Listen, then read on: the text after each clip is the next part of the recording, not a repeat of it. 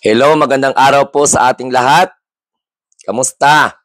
Ito pong muli ang inyong lingkod, ang munting tinig ng ordinaryong Filipino. Sa ating mga kababayan abroad and saan mang sulok ng Pilipinas, maraming salamat po sa inyong tiwala at suporta sa ating pong programa. Ngayon, pag-usapan natin itong, Diyos ko, nung nakaraang araw, na topics ko na ito, yung tungkol po sa pag-reject ng ICC pre-trial judge sa proposal ng abogado ni Rodrigo Duterte with regard sa proseso ng verification ng mga witnesses. So, kailangan daw pong ilimit ang verification process. Sabi ko, saan ka makakita ng korte or saan ka makakita na kahit ikutin mo siguro ang buong Pilipinas at buong mundo, nalilimitahan lang ang witnesses sa issue lamang po ng passport or kung ano man ng mga documents. Now, may passport or wala, witness pa rin yun. Okay? So, sa advent ngayon ng technology, pwede siguro mag-appear o sa online or pwede namang personal, depende po sa usapan. Kasi may mga negotiation yan, may mga process yan. So dito po tayo sa kawawa naman, no? Kawawa naman ang mga Duterte diehard supporters na umaasa na makabalik si Rodrigo Roa Duterte ng buhay dito po sa Pilipinas. Kasi marami pong mga hindi lang haka-haka, no? Marami talagang mga opinion na bulok na si Rodrigo Duterte makabalik ng Pilipinas o di kaya'y bangkay na, nakalagay na sa water jug o kung saan man, o sa jar, okay, or sa banga para mas maintindihan ng tao dahil po sa mahirapan ang mga abogado niya na ipagtanggol sapagkat ang dami-dami pong mga ebidensya na isusumiti ng prosecution sa pamumuno po ni Karim Khan na kung saan ay binigyan po sila hanggang July sa pagpipresenta nun.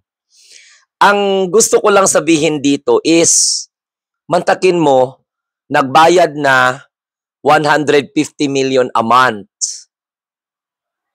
150 million a month, ang bayad sa abogado, hindi lang isa, hindi lang dalawa, kundi 3 ang babayaran mo, nireject pa ang proposal. So baka siguro dapat mag-isip-isip na siguro dito yung kampo ni Rodrigo Duterte kung ipagpatuloy pa nila siguro yung serbisyo ng nakuha nilang abogado. No, parang halos lahat ng kamalasan nakukuha na ni Rodrigo Duterte kasi unang-una, yun nga, yung mga kaluluwa ng mga nabiktima niya ay nakukondenar at hindi pa makatulog, no? Hindi pa matahimik hanggat hindi po nila nakukuha kung ano man yung hustisya na kailangan nilang makuha. Okay? Sapagkat nawalan sila ng buhay, bigla-bigla. May mga pangarap pa sila sa buhay na maayos nila ang sitwasyon ng kanilang pamilya. Yon dahil sa bloody war on illegal drugs ng Duterte administration, yan tuloy, nadamay sila. Pero yung punto dito, mga kamunting tinig, na kapag nasa ICC ka, kahit gaano ka kayaman, kahit gaano pa kadikaliber ang abogado mo mag-persuade, pag once nakita po, no, ng International Criminal Court, guilty ka man or hindi guilty, na kailangan iproseso ang kanilang mga conviction, ang kanilang mga desisyon, itatry ka talaga nila. So, hindi po dito katulad ng may pakiusapan. No, hindi. Kasi ang sistema naman po kasi dito ng arraignment or ng hearing sa ating bansa ay mayroon pang tinatawag na amicable settlement.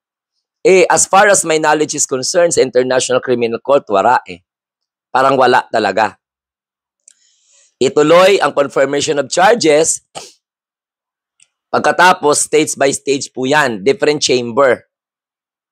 Iba yung handle sa ganitong Ibang handle sa ganito, iba yung handle sa ganito. At pwede rin, mayroon din tawag na Court of Appeal sila. Pwede ka ding mag-apila. Pero, mga kamunting tinig, ito, sinasabi ko, yung pagka-reject ng proposal ng kampo ng mga Duterte, ayun, binayaran ka ng malaki, so ibig sabihin, ang abogado ni Digong ay hindi po nagtatrabaho ng maayos. So mahina po yung kanilang defense. Kasi kung malakas ang kanilang defense, napagbigyan sila ng korte na ililimit ang verification ng mga witnesses. Eh wala eh. First appeal pa lang, first proposal pa lang, binasura na kaagad, rejected na kaagad. Kung magaling ka na abogado, eh mapapapaniwala mo ang judges.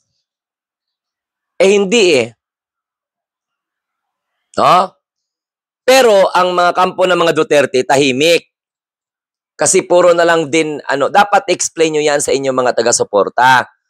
Mga Duterte, diehard supporters ng mga abogado dito sa Pilipinas, o katulad ng isang baboy na nagnangawak-ngawak, nag-oink-oink-oink doon sa Netherlands, na akala mo walang kinakaharap na problema dito sa Pilipinas, uunahin pang isolve ang problema ni Rodrigo Duterte, magpakabayani pa siya doon sa kanilang amang nasiraan, okay?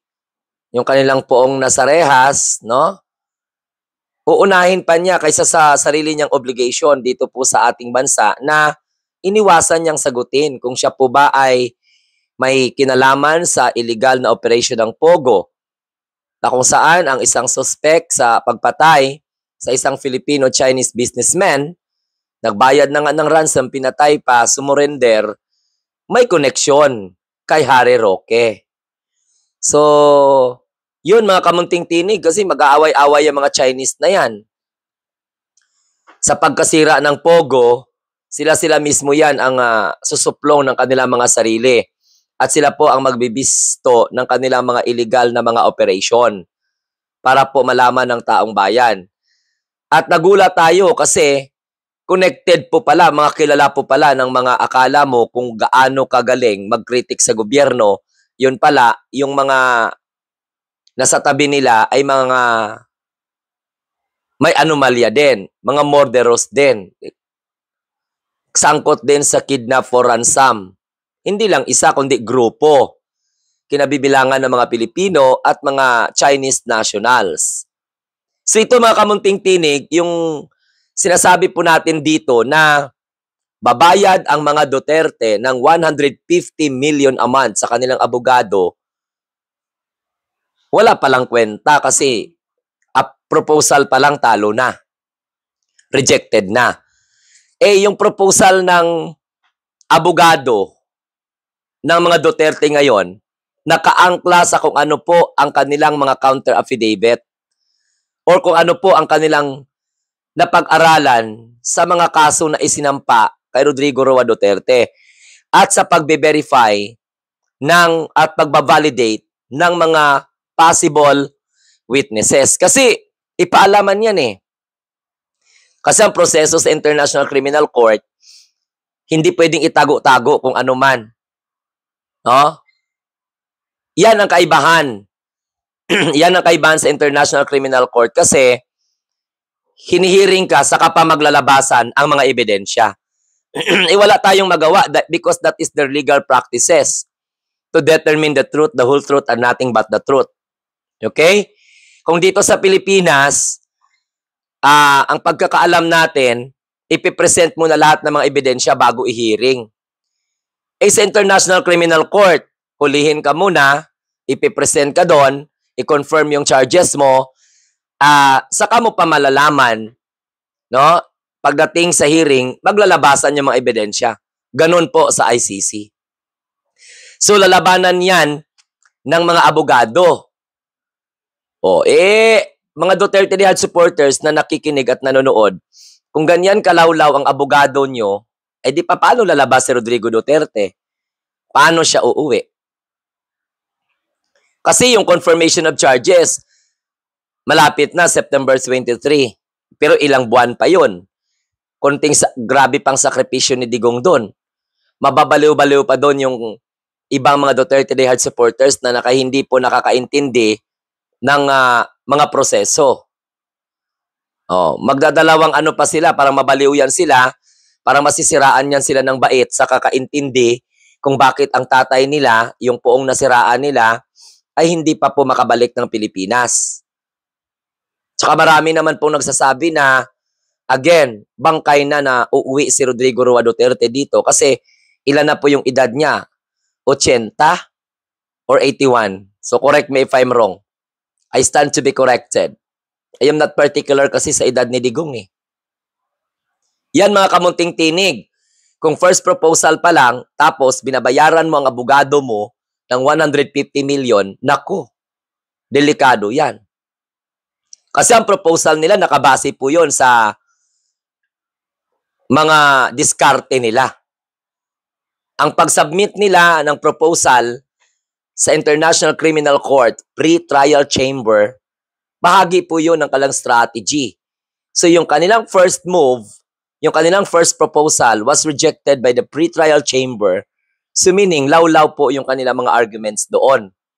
Hindi po substantials to convince the International Criminal Court pre-trial chamber judges. 3 po yun eh. Sa mga kamunting tinig, yan lang. Gusto ko lang ipaalam sa inyo na possible kaya na mapapalitan si Kaufman. Baka sa susunod na buwan or sa susunod na linggo, magwi-withdraw na lang itong si Kaufman kasi makonsensya man ito. Magtanggap siya ng 150 million sa kaso ni Rodrigo Roa Duterte plus additional pa na mga legal fees dyan. Di natin alam kung ano po yung mga, kung ano per hour ba yan sila. Pero napag-alaman natin na talagang ganun kalaki. Kaya nga po siguro nag-apply po ang Pamilya Duterte ng legal assistance sa ICC. Kuyaw, no? Trilyonaryo ka, bilyonaryo ka, tapos mag-a-apply ka ng legal assistance. Kaya ganun talaga mga kamunting tinig. Kung dito sa Pilipinas, correct me, I am very, very sorry, but I need to be honest. Kung dito sa Pilipinas, pwede pa nilang itong ma-finishing. Diba? Makakagawa pa to sila ng mga hocus-pocus. Napaka-determined po yung International Criminal Court. Di mo pwedeng bayaran. Wala silang pakialam. Kahit matanda ka na, former president ka man, kung ano ka man dyan, na leader ng kung ano-ano man na organization, as long as they can, what we call, deliver how to interpret better the crime committed by a suspect just for them to reach conviction or acquittal, gagawin nila. So walang pabor-pabor. Hindi mo pwedeng bayaran, hindi mo pwedeng maimpluwensyahan, kahit pa na wala silang pakialam kung gaano kalaki ang ibabayad mo sa abogado mo. Ngayon, kung gaano kalaki o kaliit ang ibabayad mo sa abogado mo dahil may tiwala ka at halimbawa, first proposal pa lang, hindi na po kaya, wala na. Kasi itong si Nicholas Kaufman, itong sinasabi nila na dekalibre daw po ito na International Criminal Court lawyer. Accredited. Okay? At saka, big time daw po itong mga kliyente niya. So, abangan natin. No? Kasi, nakikita po yung galing nila sa kung paano po sila ika-counter or bibigyan po ng pagkakataon ng korte ng International Criminal Court. Basta ito, masasabi ko lang, nagbayad kayo ng 150 million, pagkatapos, wala palang binatbat yung mga arguments, rejected yung mga proposal. So how much more pa kaya pagdating sa confirmation of charges? Then after that, how can you defend Rodrigo Duterte if, no, doon pa lang mahina na yung arguments mo and you cannot even convince one of the judges ng International Criminal Court pre-trial chamber na pagbigyan po ang inyong proposal pagdating po sa process ng verification ng mga witnesses. So maraming salamat po sa inyong lahat. Ito po yung lingkod, ang Munting Tinig ng Ordinaryong Filipino. Sana wag niyong makalimot na mag-like, share at saka subscribe. And syempre po, pwede kayong mag-join sa ating Munting Tinig community. Sa mga Duterte Dayad supporters, laban lang. Ha? Laban lang. Kahit alam na ninyong wala nang kapag-asa, laban lang kayo, total. Yan man po ang kung baga, ang dahilan ng paglaban ninyo ngayon, ang katangahan nyo na lang at kabubuhan nyo, no, na maling tao, kanyo imagine, kriminal, ipagtanggol nyo pa, no, mamamatay tao, ayon po sa mga biktima, hindi nyo pinagtanggol, wala kayong kunting awa doon sa mga pamilya ng mga biktima ng bloody war on drugs ni Rodrigo Duterte, no, na wala sa lugar, maraming mga inosenteng nadamay, tapos napagkaitan pa sila ng due process. Hindi katulad ng tatay nyo, nareklamo pa kayo na walang due process, hinatid na nga, private plane pa, may gwardiya pa, may doktor pa, galit pa kayo, di ba? Okay. So bye-bye, have a nice day, and God bless everyone, at maraming salamat sa inyo once again. Adios, at nais ko lamang pong sabihin sa inyo na tayo po ang mga bagong Pilipino, okay, sa bagong Pilipinas. God bless.